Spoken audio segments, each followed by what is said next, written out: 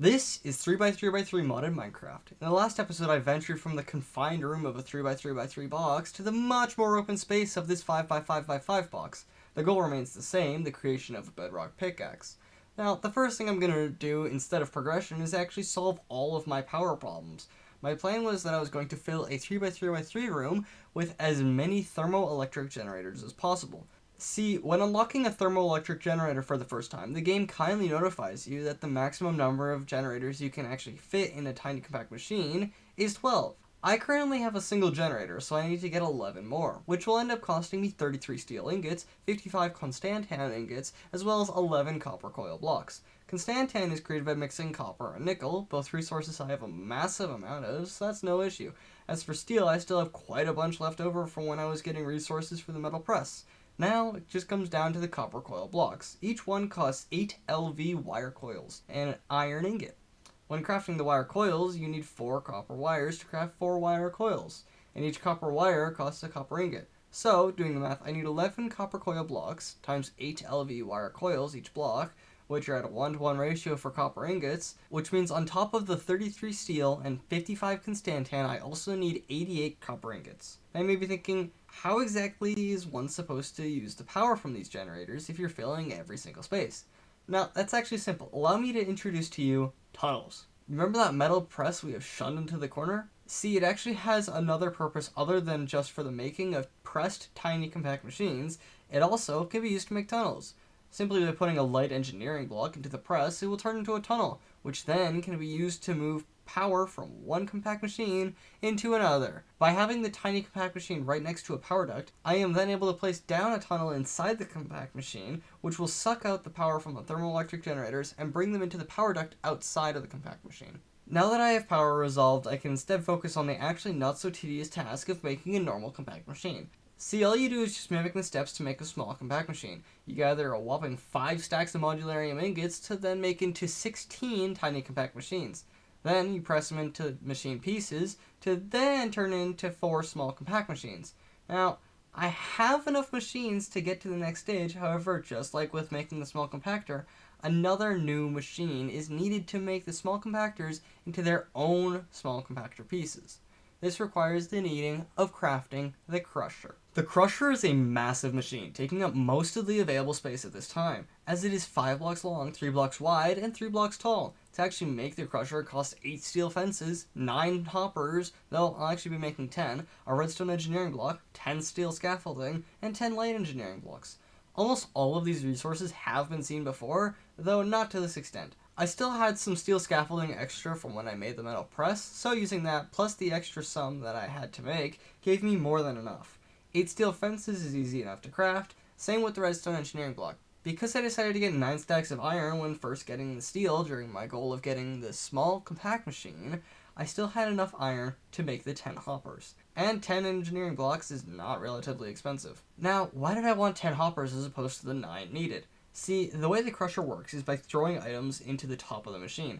However, later on that will mean I'll have to crush a stack of small compact machines, and that is going to take quite some time. So, the solution is to put a hopper at the top, as it will constantly feed items into the crusher without the risk of them despawning. Using a vacuumulator, I will also be able to automatically pick up every single drop the crusher will spit out. So, taking those 4 small compact machines and throwing them into a crusher will turn them into small compact pieces. Taking them, adding machine casing, as well as 4 compact machine walls, and I create the normal compact machine, wielding a massive 7x7x7 room for me to work in. Again, instead of furthering my progress, I am going to do something completely different. If you recall from the first part, I made the comment that uranium can drop from either iron or tough alloy pickaxes.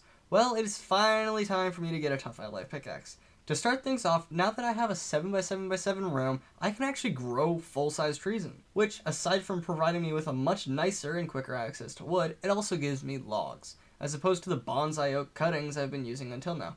Fundamentally, they are the same, both providing me with planks. However, what logs can do that cuttings can't is be burned into charcoal. First things first, I have to make 2 blocks, a manufactory and an alloy furnace. By smelting logs into charcoal and then throwing them into the manufactory twice, I am able to get graphite dust, which allows me to combine with lead into basic plating. Now, basic plating is needed to make the alloy furnace. Now that I've gotten the blocks needed, I need the actual resources. See, by using a steel pickaxe, it can drop lithium and boron. Combining boron and steel inside the alloy furnace gives me 2 ferroboron alloys. Putting a ferroboron alloy and a piece of lithium gives me 2 tough alloys, effectively giving me a way to now be able to farm both iron and uranium every single click, drastically improving my modularity production. See, as it stands, I currently only have chests. I plan on utilizing the ME system. Now, before we begin, I need to get 4 diamond nuggets to make the ME system. Now, to get diamond nuggets requires blowing up HOP graphite ingots at a 20% success rate. Yes, we're bringing back bombs. HOP ingots are made from smelting HOP dust, which is obtained through the industrial squeezer. This machine takes in 8 pieces of coke dust and turns it into an HOP dust. Getting coke dust is from throwing a piece of coal coke into a crusher. Thankfully, we already have the crusher, so now instead it's onto the coal coke. You can get coal coke from either putting in charcoal or coal into a coke oven. I have no possible way of getting coal easily at this point, however I can actually make it, it just isn't justified. See, by turning charcoal into graphite dust and then using a pressurizer, it turns the graphite dust into coal. Alternatively, I could skip all that process instead and just use charcoal. So recap. I need 4 diamond nuggets at a 20% success rate, so I need in theory at least 20 HOP graphite ingots, which costs 8 charcoal. I'm not going to count the mill steps. Per single HOP ingot. I decided to get more than I needed so I wouldn't have to get more TNT later, so I went with getting 22 HOP ingots. 22 ingots, costing 8 charcoal apiece, comes out to needing almost 3 stacks of charcoal. Getting all this took a while, especially considering it came down to waiting for it to turn into coal coke. After blowing up my hard-earned ingots to get exactly enough diamond nuggets, I now have the needed 4. Let's start with the controller, costing 4 iron, 3 silicone, a machine casing, and an advanced processor. Silicone is obtained by smelting quartz, which can be obtained using the steel pickaxe. A machine casing is actually really easy as well, costing a block of stone, as well as 8 quartz-enriched iron, which, as the name suggests, is made out of iron and quartz.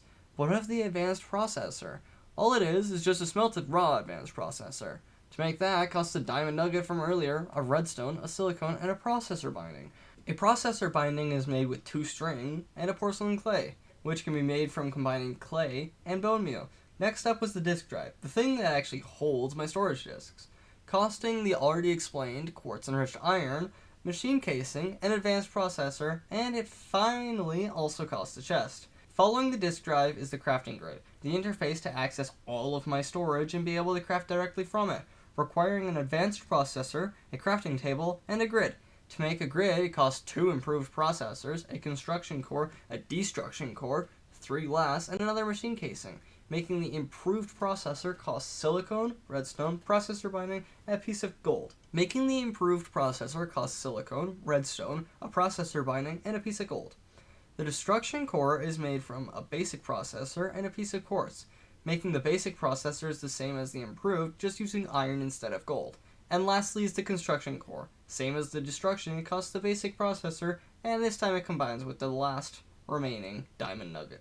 Time for the really annoying part, the getting of drives. I decided to get 16K storage disks. Now you can fit 8 disks inside 1 disk drive, so I was going with 8 16K storage disks. Every tier of storage parts costs 3 of its predecessor, so it ended up being 8 times 3 times 3, or 72.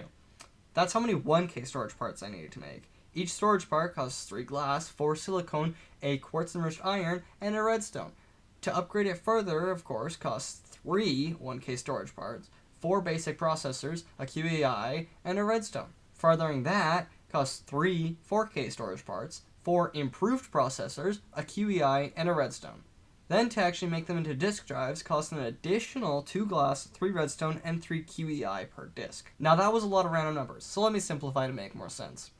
I needed 4 total diamond nuggets. I needed 128 total quartz-enriched iron.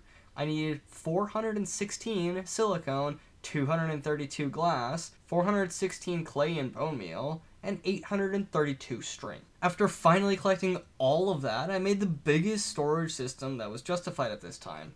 Of course, I could have gone to 64K storage drives, however that'd be a massive waste of time as it costs at least 3 times what the 16K storage drives cost. All of this was done so that I can make the large compact machine easier. After farming 20 stacks of compact machine walls, I got the 4 needed normal compact machines. To actually make them into compact pieces is shockingly simple. You melt them inside of a melter, and then put the bucket of compact fluid in an ingot former, and then boom! You now have a normal machine piece. It is that simple. And with that, I now have access to the third largest compact machine in the game. I still need to get to the maximum before I can even begin making the machine to get bedrock, let alone the bedrock pickaxe. Hello everyone, so hopefully you enjoyed the video. I mean, like, you're staying here till the end. I mean, like, that being said, I guess there's a possibility that you just skipped to the end, but like, why would you do that? If you enjoyed the video and you haven't already, you should like subscribe. That's a thing you can do, and you don't even have to pay any money for it. It's something free that you can do. There's a village over there. See, okay, so my plan currently about the next video, the final part, is that it'll release before terribly long. Like, I know my upload schedule is just, oh, it's terrific. I mean, like, few can compare. But, like, I don't know, I have school, like, I'm going to school still, and currently calculus is taking up a lot of my brain power. What calculus is that, you know how algebra sucks because there's like now letters in math? Calculus sucks because there's now numbers in letters, and so it's the exact same problem, but way worse because it's nice when it's just letters. Well, it's not nice, it's much easier on the brain to comprehend when it's just letters.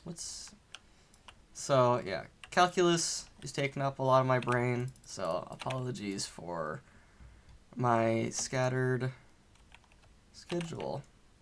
I hope to get the next video up.